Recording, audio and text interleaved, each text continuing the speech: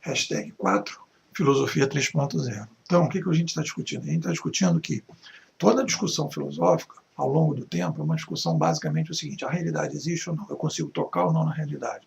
Quem é a realidade? O que é a realidade? Né? Então, beleza. Então, tem toda uma discussão sobre isso. Depois tem quem pode interpretar a realidade. Né? Se a realidade existe ou não, mesmo que ela não exista, quem tem autoridade para falar quem tem autoridade para falar que a realidade, o que é a realidade, o que é a verdade.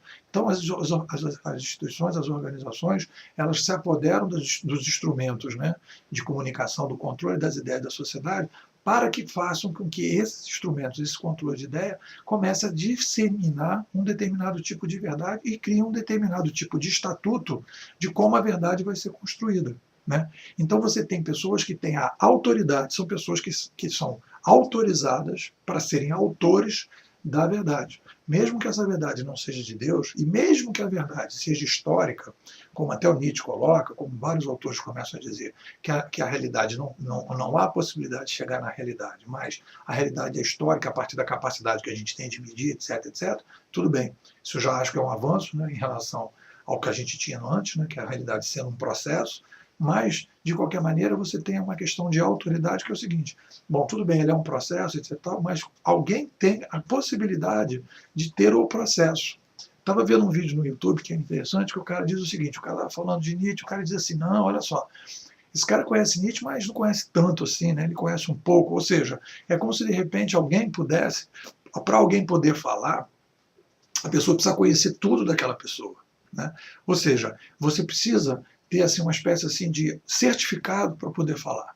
Né? Então, o modelo todo hoje que a gente construiu de conhecimento, né, para a gente poder chegar, entre aspas, na verdade ou na pseudo-verdade, é a ideia de que você precisa ser autorizado para falar. E para você ser autorizado para falar, você precisa ter um determinado tipo de conhecimento profundo, e aí você vai ver a estrutura que a gente tem hoje para quem pode fazer esse conhecimento profundo para poder falar, que é o cara que é o doutor. Olha, repara, graduação, você segue o líder.